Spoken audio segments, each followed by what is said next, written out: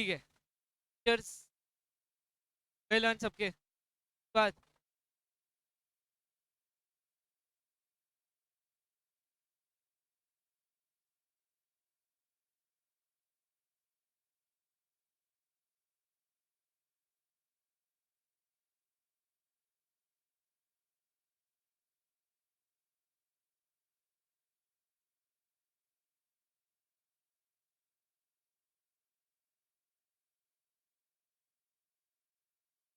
Shares. और generally company ने भी आपको स्टॉक मार्केट में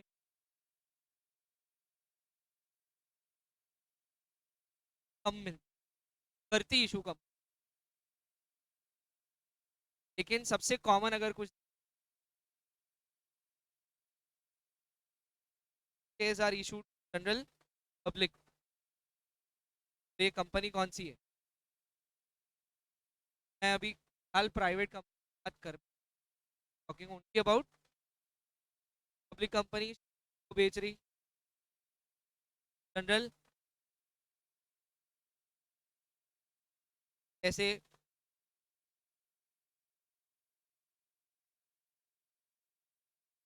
ना, तो सबको पता है में पैसे लेती था, कैपिटल रेजिंग बोल सकते हैं आप। बराबर, क्लियर है ये? अब कैपिटल रेज क्यों करती है अपन ने फर्स्ट चैप्टर में पढ़ा, कैपिटल रेज क्यों किया जाता, प्लस कैपिटल का यूज क्या करते, मतलब जो फंड हमने रेज किया है उसका हम क्या यूज करते। तो आपने पढ़ा था फाइनेंसिंग और दूसरा पढ़ा था इन्वेस्टमेंट डिस्ट्रिक्ट, राइट। फिर उसी के ठीक बाद आपने आखिरी में चैप्टर के पढ़ा था कैपिटल स्ट्रक्चर, मतलब कंपनी कौन से सोर्सेज से फंड्स जनरेट कर सकती। उसमें से आप कौन सा पढ़ रहे हो? इक्विटी, मतलब आप कौन सा सोर्स पढ़ रहे हैं? ओन्ड कैपिटल वाला, कौन सा? ये सब दिमाग में क्लियर है? पक्की बात? आगे तो ना, मान लो में से ये है विधि बदला, ठीक है, तो क्या हुआ? आंसर ना, अब ये बहुत इंपॉर्टेंट है, अगर तुमको समझा तो इक्विटी के काफी इजी हो जाए। मैंने कैपिटल प्रॉफिट रेवेन्यू प्रॉफिट सब पढ़ लिया ना? पॉइंट क्या हुआ? कंपनी को जब कैपिटल की जरूरत थी तो कंपनी ने बेचे इक्विटी शेयर्स, ठीक है। उनमें से एक इन्वेस्टर प्रोस्पेक्टेड इन्वेस्टर विधि, तो विधि आई, विधि ने बोला सर देखो आपकी कंपनी में इन्वेस्ट रेडी हूँ, कोई प्रॉब्लम नहीं है मुझे, देखो क्योंकि मैंने जितना आपका बैकग्राउंड चेक किया कंपनी का, उसमें सारा अच्छा अच्छा अच्छा अच्छा सब कुछ अच्छा नहीं, प्रॉफिट्स अच्छे आपकी कंपनी का, ग्रोथ बताया, सब कुछ सही चल रहा है एकदम, तो मुझे कोई आपत्ति नहीं है आपके आईपीओ खरीदने में। क्या कर रहे? आईपीओ खरीदने में कोई प्रॉब्लम नहीं है। आईपीओ का लॉन्ग फॉर्म क्या है? इनिशियल पब्लिक ऑफर, मतलब कंपनी आईपीओ करके क्या बेचना चाहती है? Equity shares. अभी अपन प्रॉपरली सिर्फ इक्विटी के बारे में बात, तो Vidhi is a prospected investor, he is willing to invest in my company, because उसने सारा बैकग्राउंड चेक किया तो उसको सब सही लगा, तो नाउ शी इज सैटिस्फाइड कि yes I can invest my hard earn money in the company, मैं पैसा लगा सकती इस कंपनी में। अच्छा, फिर वो आई, उसने मेरे को एक सवाल किया इन्वेस्टमेंट करने, ठीक, पहले क्या सवाल है?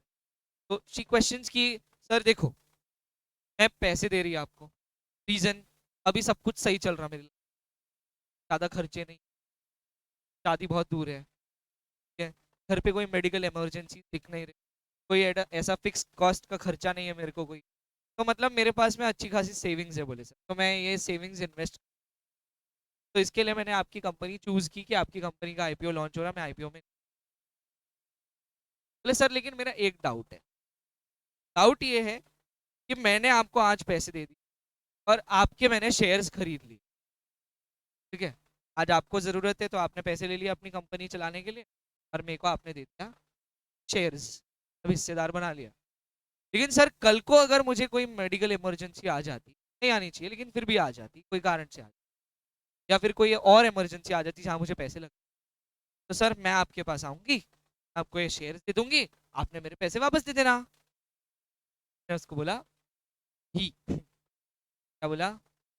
वो तेरा इन्वेस्टमेंट ही नहीं, बोले नहीं नहीं, बोलो कोई गलत सवाल तो किया नहीं, गलत भी नहीं है उसका।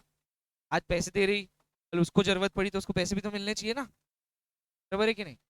देखो, सबसे पहली चीज जो दिमाग में चलती है जब हम कोई चीज खरीदते हैं, वो क्या रहती है? अगर बेचूं तो इस चीज के कितने पैसे आएंगे। खरीदते वक्त ही ये दिमाग में कैलकुलेशन, महंगा फोन खरीदते वक्त ये कैलकुलेशन होता है कितना डिप्रिशिएट होएगा ये, तो मतलब अपने को साल भर बाद कितने पैसे मिल सकते हैं, ये पहले ही कैलकुलेशन कर लेते, दिमाग में चल रहा होता है। तो बस विधि का भी वही सोचना है कि भाई आज तो मैं इन्वेस्ट कर रही, मुझे रिटर्न्स मिल जाएंगे, डिविडेंड मिल जाएगा, प्रॉफिट्स मिल जाएंगे, सारी बातें सही, सब सब कुछ सही चल रहा बोले तो आज की बात तो ठीक है, लेकिन कल किसने देखा?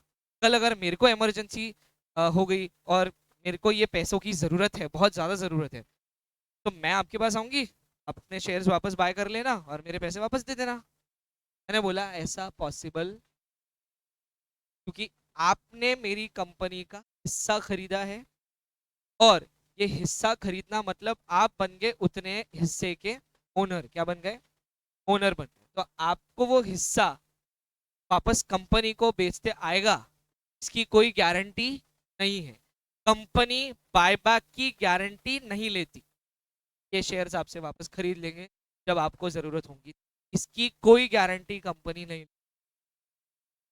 बोले सर, गलत बात है।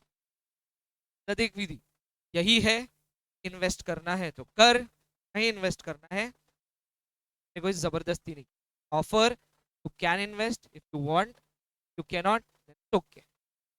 दीदी बोले नहीं ना सर, कुछ तो रास्ता निकालो।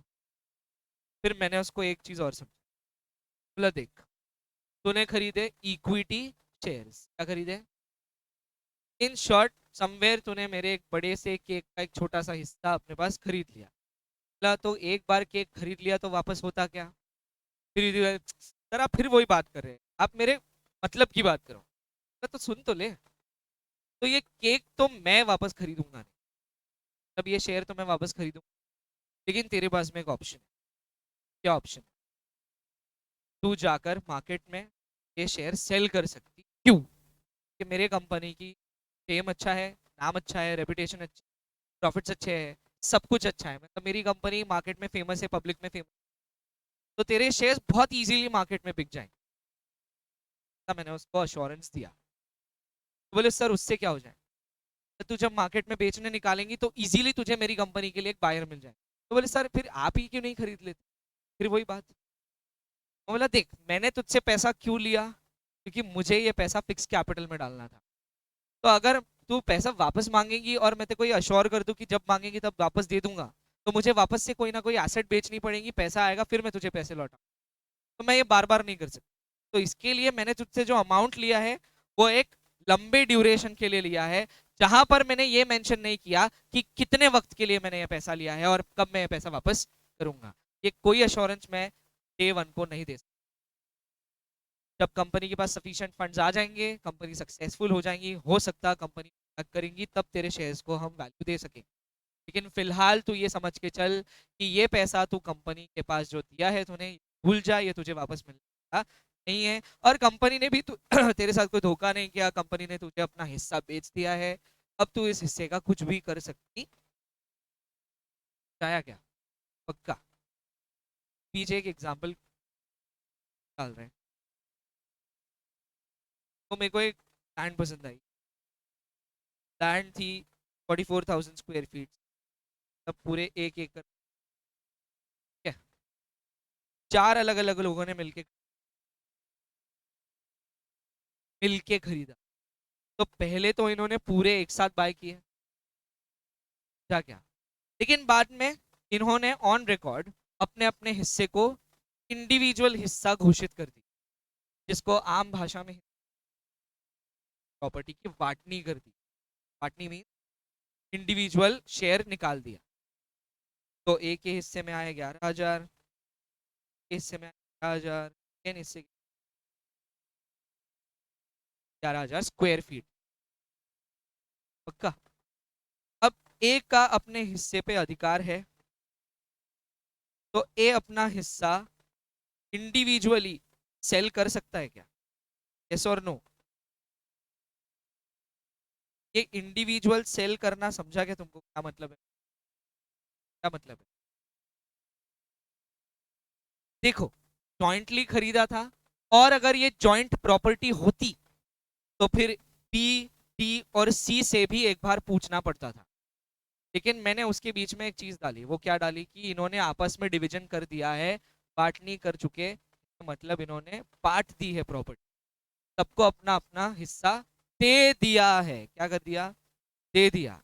तो ये हिस्सा वो कभी भी अपना हिस्सा बेच सकते। तो ए को अब किसी से परमिशन अपना हिस्सा, और अगर मार्केट में इस प्रॉपर्टी की डिमांड बहुत ज्यादा है तो ए अपने भाव लगा सकता। क्या? तब भाव बढ़ाकर भी बोल सकता। लेकिन मार्केट में इसी चीज के अगर डिमांड बहुत ही कम है या लोग खरीदने को रेडी नहीं है, तो फिर ए को बेचते वक्त अपने भाव गिराने पड़ेंगे, कम करने पड़ेंगे। एक एग्जाम्पल था, गैस थी जो डाल दिया। तो बस ऐसे ही कुछ है शेयर्स। शेयर्स क्या चीज है? एक बार कंपनी ने हिस्सा कर दिया, टुकड़ा गिर गया, वो टुकड़ा अब किसका? विधि का। अपने को, राइट? वो हिस्सा किसका हो गया? विधि का। इंडिविजुअल हिस्सा है, जॉइंट हिस्सा। तो विधि उस हिस्से को बेचे, कुछ भी करे, वो उसके ओनर कैन डू एनीथिंग। समझ आया? तो मैंने विधि को आइडिया क्या दिया कि जब तुझे जरूरत पड़ेगी मार्केट में बेचने निकालना, तेरा हिस्सा मार्केट में भी बिक जाए। सोच ही रही ये पॉसिबल कैसे? कैसे?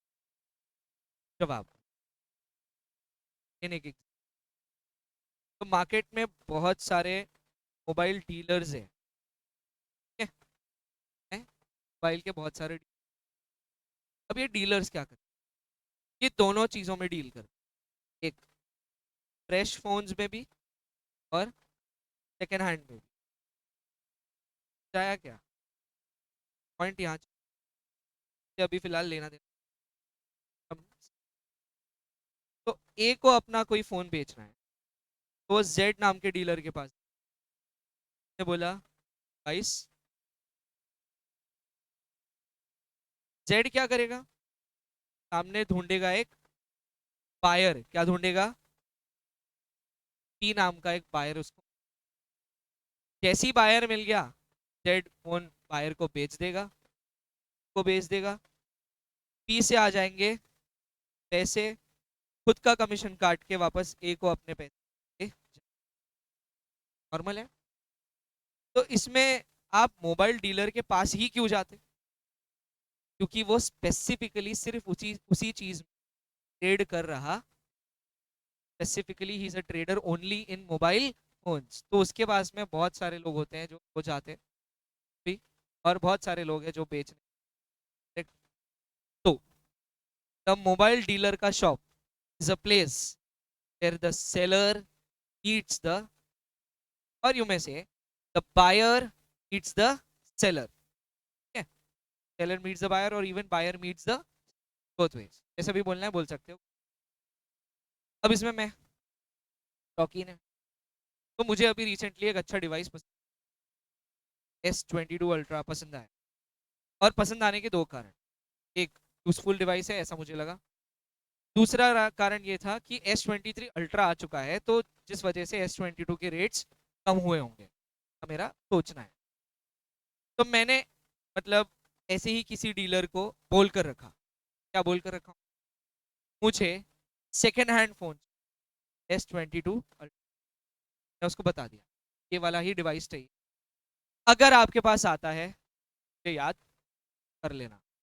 जब मैं खरीदी, तो एज ऑफ जेड, अगर जेड की हम बात करें, तो जेड के पास में कौन रेडी खड़ा है? बायर रेडी है। ये समझा क्या? कौन रेडी है? Buyer ready. अब all Z needs to do is find a, तो ढूंढा, पी नाम का एक सेलर मिल गया जिससे ये फोन खरीदेगा। और मुझे समझ आया क्या?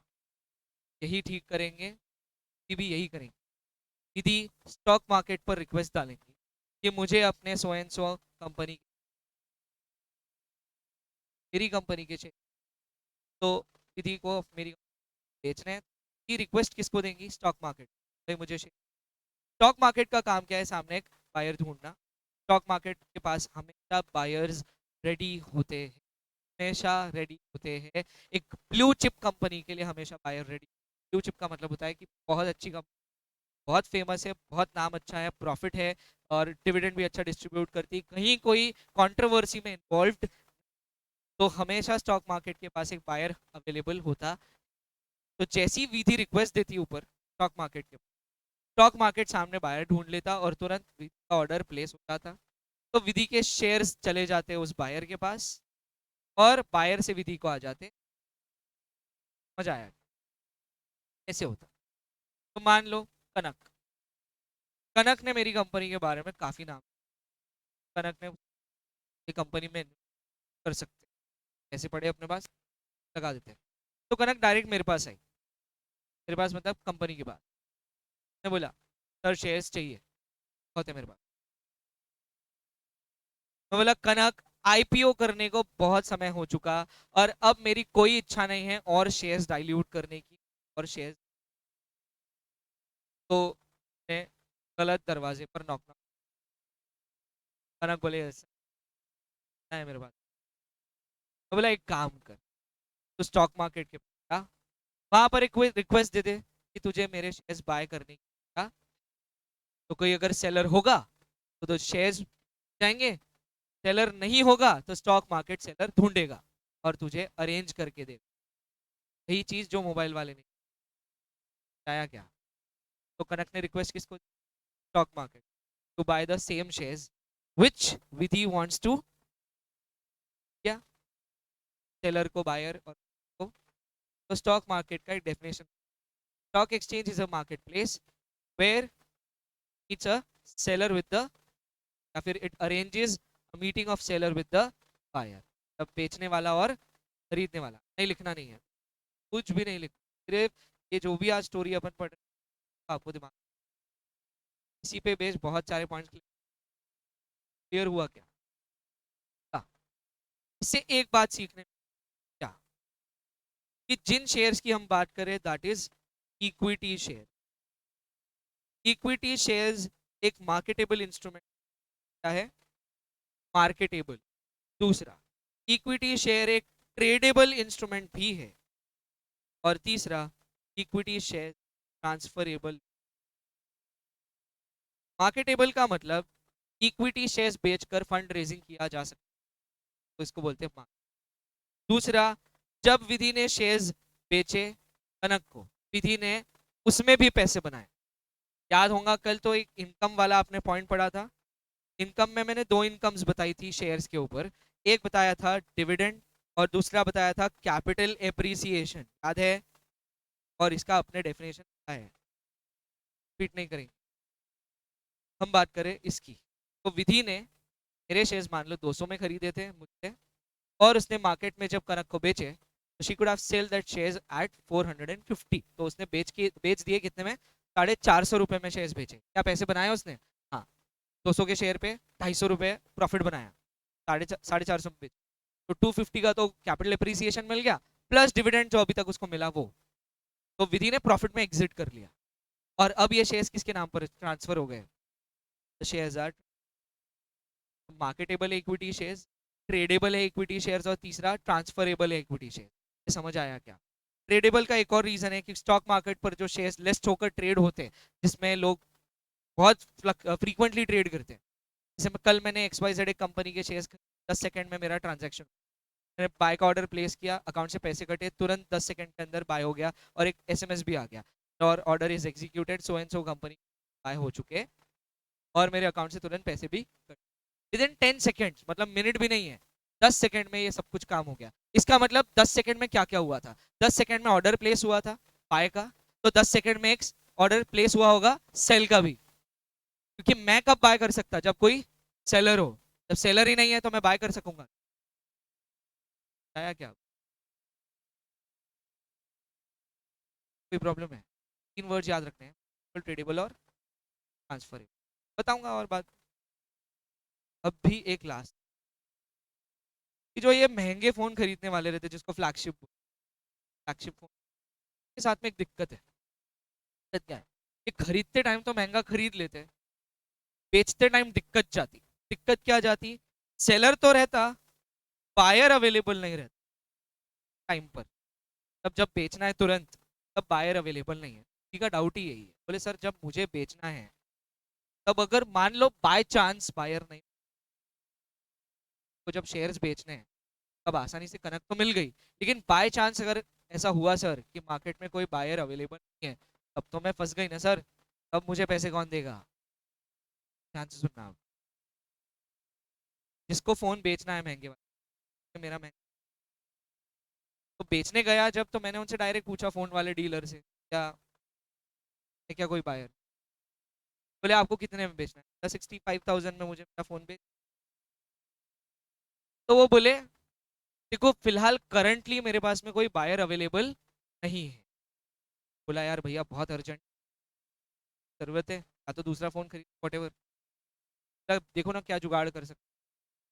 तो यहाँ पर वो डीलर जेड को एक अपॉर्चुनिटी बोले ये घाई कर रहा बेचने की, और सामने कोई बायर अवेलेबल। ध्यान से सुना ना तुमने क्या बोला मैंने? क्या कर रहा? वो घाई कर रहा बेचने की, सामने कोई बायर अवेलेबल, डिमांड कम है, सप्लाई ज्यादा है, प्राइस। तो क्या 65 में कोई खरीदेगा मुझे भाव गिराने, अगर मुझे अर्जेंट? तो जेड को इधर अपॉर्चुनिटी क्या दिखी होंगी? बोले घाई कर रहा, तो इससे हम कम में मांग सकते। समझा क्या? जेड क्या बोलता? जेड बोलता सेलर को, मतलब बोला मैं देखो बायर तो अवेलेबल है नहीं, मगर आपको अर्जेंसी है, मैं आपको पैसे दे देता हूं, कोई प्रॉब्लम नहीं, लेकिन मैं आपके शेयर्स कम दाम में खरीद। तब आपका वो जो फोन है जो 65 का है, अब मैं रेडी हूँ, बेचना है। तो ऐसे सिचुएशन में जिसको अर्जेंट नीड ऑफ मनी, क्या करेगा? बेच देगा। तो ये सेलर अब फोन किसको दे दे रहा? जेड को, और जेड उसको बदले में दे दे रहा पैसे, जो कि ऑब्वियसली कम पैसे दे रहा है। क्लियर हुआ ना? उसका डिमांड मतलब बायर, सप्लाई मतलब सेलर। तो सेलर्स ज्यादा है, बायर्स कम है, तो प्राइसेस गिरानी देंगी। लेकिन सेलर्स कम है, बायर्स बहुत ज्यादा है, तो भाव लगाएगा सेल। जब मेरे को पता है मेरे फोन की हाई डिमांड है और फोन इजीली अवेलेबल, तब मैं भाव जो लगाऊंगा वो भाव मिल सकता, चांस है कि 65 के 60 मिल जाए, है ना? ये है प्राइस का खेल, जिस वजह और प्राइस पड़ा है, वो रीजन था। क्लियर है? आ गया? पॉइंट अभी भी बचा है कि जेड ने ये फोन खरीद लिया। मतलब किसने खरीद? स्टॉक मार्केट ने विधि के शेयर्स खरीद, भले ही कम दाम में, लेकिन खरीद तो लिया। तो विधि को जब सेल करना था तो शेयर्स इंस्टेंटली सेल हो गए। इसमें दो ऑप्शन थे, एक बायर अवेलेबल है तो डायरेक्टली स्टॉक मार्केट डील करवाएगा बायर से, और अगर बायर अवेलेबल नहीं है तो स्टॉक मार्केट खुद ये शेयर्स फ्रॉम द सेल। मतलब विधि का जो टेंशन था, तो उसने शुरुआत में एक सवाल किया, सर जब मुझे इमरजेंसी जरूरत होंगी मैं क्या करूं? तो तुम मार्केट में shares बेच दे, बायर मिला तो बहुत बढ़िया हो जाएगा, बायर नहीं भी मिला तो स्टॉक मार्केट खुद शेयर। बोले सर स्टॉक मार्केट शेयर खरीद का ही कर लें। पहली चीज तुमसे कम में शेयर, और दूसरी चीज उसके लिए बायर ढूंढना बड़ा आसान, आज नहीं तो 4 दिन बाद मिलेगा। मिलेगा, ये बात पक्की है, क्योंकि वो जगह ही उस चीज की है जहां पर seller meets the. There are always buyers, there are always sellers. But यहाँ पर ना इन्वेस्टर को एक बात का ध्यान रखना, बात का ध्यान क्या रखना है, तो कि वो ऐसी कंपनी के शेयर्स परचेज जो इजीली सेल हो सके। सर ऐसा कैसे पता कर सकते हैं अपन? तो जैसे मान लो तुमको मैंने तुम्हारे सामने किया है, 7th स्टैंडर्ड में अपन क्या किया था, तब मेरे पास दो ऑप्शन थे। आईसी का आईपीओ भी आया था, याद होगा तो, और एक एक्टिव वाला आया, कैंपस एक्टिव फुटवेयर वाला। मैंने पैसा काय में लगाया, याद है? मैंने पैसा लगाया था कैंपस में। सर क्यों? LIC पर मुझे खास भरोसा नहीं। क्यों? मेरी स्टडी ये बोलती कि LIC जिस वैल्यू पर शेयर्स बेचने निकल, वो वैल्यूएशन कुछ ज्यादा है, और कैंपस जिस वैल्यूएशन पर शेयर्स बेचने निकाल रहा है वो वैल्यू अच्छी है। प्रोबेबिलिटी ज्यादा ये है कि इसके शेयर का भाव बढ़ जाए। और मैंने एक्टिव, मैंने अपने पैसे ऑलमोस्ट ऑलमोस्ट प्रॉफिट बनाया। तो ये डिसाइड किसने किया? इन्वेस्टर ने। किसने? इन्वेस्टर ने। यहाँ पर ना LIC रिस्पॉन्सिबल है, और अगर लॉस होता तो ना एक्टिव वेयर वाला कैंपस वाला। ये प्योरली स्टडी है किसकी? इन्वेस्ट कर आया क्या स्टडी है? इन्वेस्ट करना। तो अगेन तुमको याद होगा तो पेटीएम का भी एग्जांपल यूज किया है अपन ने। पेटीएम कंपनी, पेटीएम का भी IPO है। पेटीएम के केस में क्या हुआ? Over valuation company. Over valuation मत, जिस चीज का दाम 100 रुपए है उस चीज के दाम लगाए गए तो या 400। आया क्या? इसको बोलते हैं ओवर वैल्यूएशन। मतलब जिस चीज का एक्चुअल वैल्यू 100 रुपए है उस चीज का आप वैल्यू लगा रहे हो 300 या 400 रुपए। वो भी किस भरोसे? तो बोले मार्केट में। तो देख लो क्या हाल हुए लोगों के। उस 1800 का स्टॉक जिस दिन लिस्ट हुआ उसी दिन 1200 रुपये। लोगों ने 600 रुपये पर शेयर। ये रीजन है ओवर वैल्यू। बट मेरे पास में एक अच्छी कंपनी ITC। ITC का एक्चुअल वैल्यूएशन होना अराउंड 1200, जो फिलहाल मार्केट वैल्यू चल रहा 350 से 450 का। क्या इसको बोलते कि ITC is a company which is under value.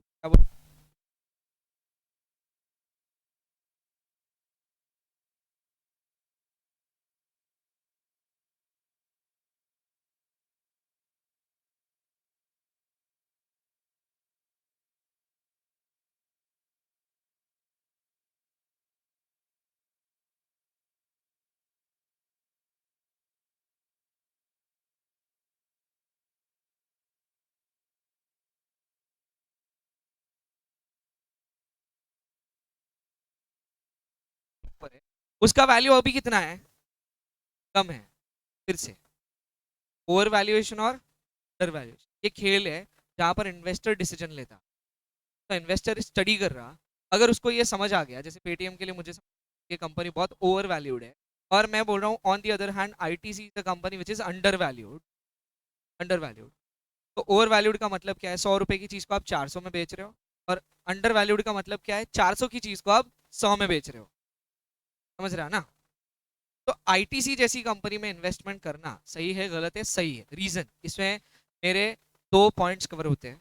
एक, मेरा रिस्क ऑलमोस्ट जीरो हो गया। क्यों? वैल्यूएशन होनी चाहिए 1000, लेकिन ये चला रहे 350 400। तो इसके गिरने के चांसेस अप्रोक्सीमेटली पॉइंट परसेंटेज में, मतलब 99.99% गिरने का चांस ही नहीं है।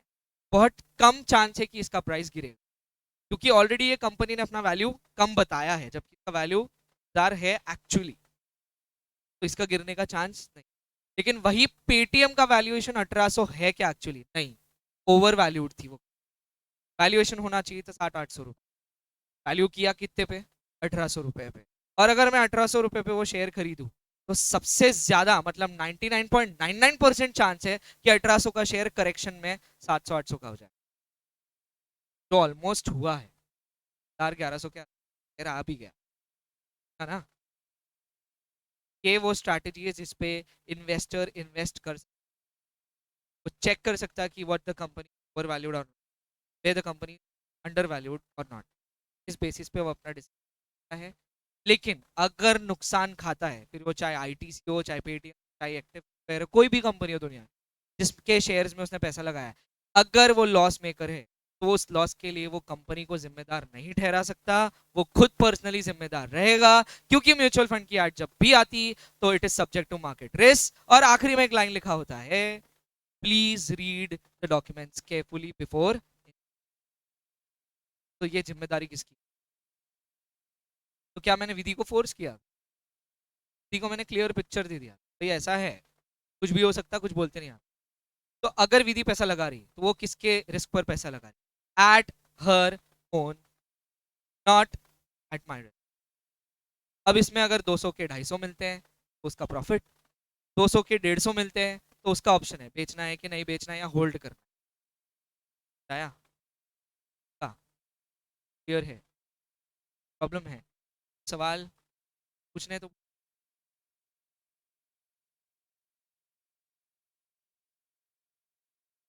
क्वेश्चन है ना? है कुछ भी पूछ सकते हो, जो भी मन में आ रहा होगा पूछ।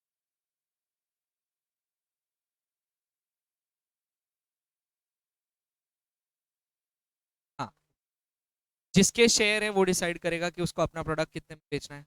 तब बढ़ती का डिसीजन कंपनी के हाथ में नहीं होता, ये ऑपरेटर्स रहते हैं, तो ऑपरेटर्स नाम है। ऑपरेटर्स का काम क्या है कि जब उनको दिख रहा है कि ये कंपनी ग्रो कर रही तो साथ साथ में ग्रो करेगा उसका शेयर का प्राइस। तो somewhere that price is directly related to the balance sheet of the company. मैं बहुत डिटेल्ड आंसर नहीं देना चाहता, इसके लिए मैंने डायरेक्टली क्या बोल दिया, शेयर का भाव जो तय हो रहा है, बढ़ रहा है या कम हो रहा है, वो किसके भरोसे? Directly related to balance sheet. जब बैलेंस शीट स्ट्रांग रहेंगी शेयर का दाम बढ़ेगा, बैलेंस शीट वीक होती जाएंगी शेयर का दाम। ऐसा आप कंसिडर देखो। नॉर्मली अगर कुछ मेरे को बोलना है कि कंपनी का वैल्यूएशन कैसे निकाला जाता है, जो कि सबसे बड़ा क्वेश्चन है, ये वैल्यू को तय कैसे करते हैं, तो पहली चीज हो सकती है टर्नओवर। टर्नओवर जनरली कंसिडर किया जाता है कि टर्नओवर का 3 टाइम्स आपके कंपनी का वैल्यूएशन ना, 3 टाइम्स ऑफ द टर्नओवर। ये आपको याद नहीं रखना है, सिर्फ जनरल है।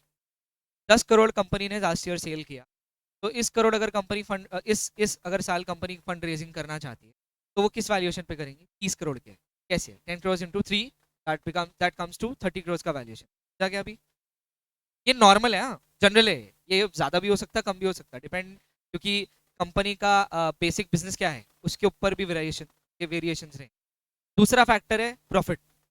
जनरली प्रॉफिट का 5 टाइम्स कंसिडर किया जाता है कंपनी। कितना? प्रॉफिट का 5 टाइम्स जनरली, हाँ, this is not specific case. तो कितना? मान लो कंपनी ने 5 करोड़ बनाए पिछले साल, तो 5 करोड़ इंटू 5 कितना वैल्यूएशन हो गया? 25 करोड़। तो कंपनी 25 करोड़ पे अपने शेयर्स सेल करेगी, वैल्यूएशन जाया क्या? और तीसरा फैक्टर जो मैंने तुमको पहले पढ़ाया है वो है डिमांड। और इसके अतिरिक्त और भी फैक्टर्स होते हैं जो इसको अफेक्ट कर सकते हैं, शेयर के प्राइसेस को बढ़ा सकते हैं, शेयर के को कम भी कर सकते हैं। ठीक है? और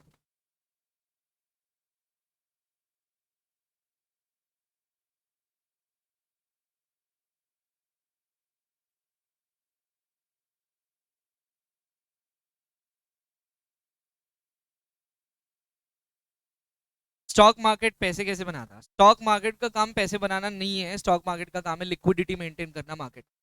लिक्विडिटी बोले तो ज्यादा से ज्यादा फंड्स अवेलेबल होने चाहिए हैं, ताकि जब भी कॉर्पोरेट्स को जरूरत हो वो पैसा निकाल सके। स्टॉक मार्केट एक कुआं है, कुएं में बहुत सारा पानी है, पानी मतलब पैसा, कुआं मतलब स्टॉक मार्केट। जब भी किसी को फंड्स की जरूरत होती है तो वो वहां से फंड्स निकाल सकता है। जब भी किसी को पैसा इन्वेस्ट करना है तो अगेन स्टॉक मार्केट में जाकर पैसा इन्वेस्ट कर सकता हो। तो there is a person who is pouring water and there is a person who is निकालिंग वाटर। समझ गए ना तुम? समझा क्या? जिसको जरूरत है वो फंड्स निकाल सकता है, जिसको जरूरत है वो फंड्स इनपुट कर। वो स्टॉक मार्केट एक कुआ है। स्टॉक मार्केट का, हाँ आप ये बोल सकते हैं खर्चा कैसे चलता होगा, तो प्राइस डिफरेंशिएटर एक चीज है। इसके अलावा स्टॉक मार्केट ही रजिस्टर लाइसेंस इशू करता, लाइसेंसेस में पैसे कमाते। फिर ब्रोकर्स जो बनते हैं वो ब्रोकर्स के कमीशन का कुछ कमीशन का हिस्सा स्टॉक मार्केट। ऐसे कुछ तरीके हैं जहाँ से स्टॉक मार्केट पैसे बनाता। और जितने ट्रेडर्स हैं उनसे हर साल के एक nominal charge stock market, nominal charge. कि आप एक ट्रेडर हो तो आप वो प्लेटफॉर्म यूज कर रहे हो और प्लेटफॉर्म यूज करने का आपको कुछ ना कुछ रेंट पे करना पड़ेगा। बोलो और क्या?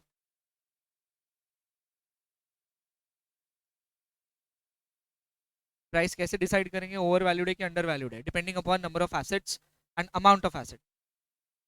उस बेसिस पे डिसाइड होती। Divide by number of shares, total number of shares, मतलब आपका टोटल एसेट कॉलम, उसको डिवाइड कर दो आपके नंबर ऑफ शेयर्स से। लेकिन सिर्फ एसेट का टोटल नहीं, एसेट में से पहले लाइबिलिटीज, एक्चुअल लाइबिलिटीज माइनस की जाएंगी, नेटवर्थ का पार्ट छोड़ दिया जाएगा। नेटवर्थ समझाया है तुमको, मतलब शेयर कैपिटल और रिजर्व्स एंड सरप्लस छोड़ दिए जाएंगे। तो मान लो 10 करोड़ के टोटल एसेट्स है, और ऑब्वियसली लाइबिलिटीज का कॉलम भी 10 करोड़ का रहता है, ये तो सबको मालूम। लेकिन उसमें से नेटवर्थ है 5 करोड़, तो आप एसेट में से कितना माइनस करोगे? 5 करोड़। तो आपका अभी आ गए 5 करोड़ कंपनी का total valuation, net valuation, divide by total number of shares. तो आपको एक जो पर शेयर का वैल्यू मिलेगा, उससे कंपेयर करना है कि ये शेयर जो जिस कंपनी का आपने कैलकुलेशन निकाला है, वो कैलकुलेशन बढ़ा हुआ है या वो कैलकुलेशन से कम कंपनी चल रही है। तो जैसे आईटीजी का मैंने जो वैल्यूएशन निकाला था वो 1000 रुपये था, जैसे मैंने बताया, और करंटली वो चल रहा 4। और कुछ और पूछ सकते हो? 10। फिर मैं सवाल करूँ एक? तो दिख रहा है तुम्हारे सामने, कंपनी ने विधि से पैसे लिए। तो जो पैसे विधि से लिए, वो कैपिटल को आप क्या बोलोगे, टेम्पररी या परमानेंट? क्यों?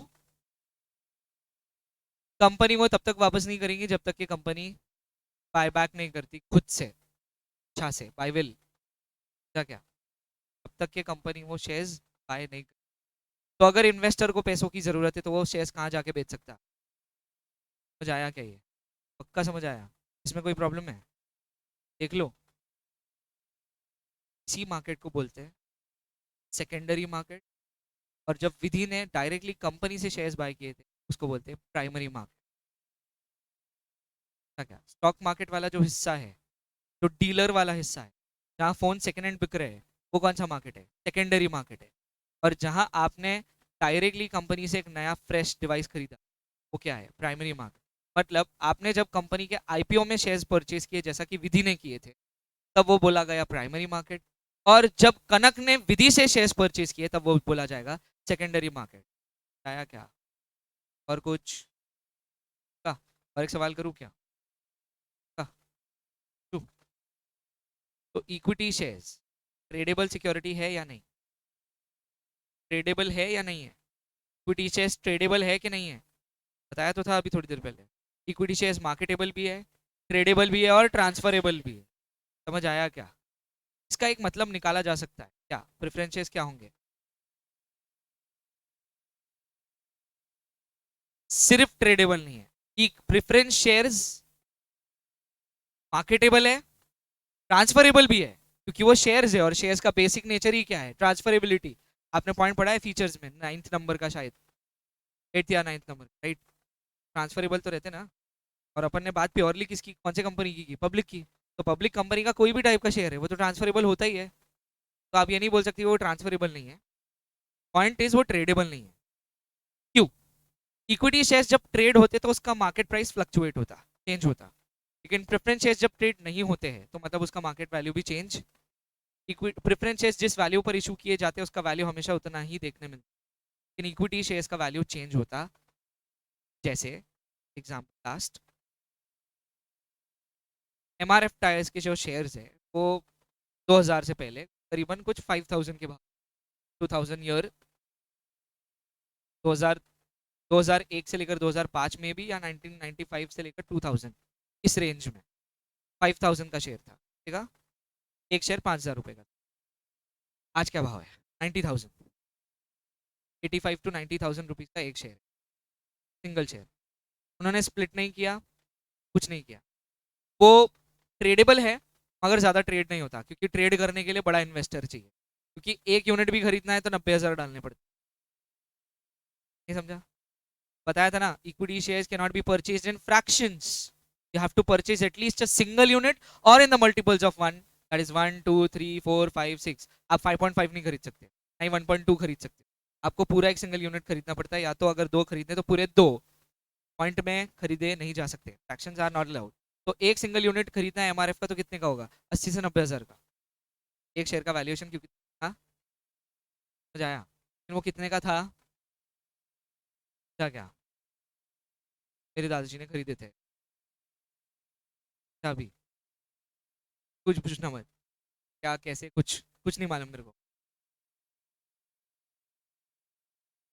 फिर देखा इसका सारा इंटरेस्ट प्रॉफिट में है, समझ गया। लेकिन पक्की बात, तो इसका वैल्यूएशन बढ़ा, कैसे बढ़ा?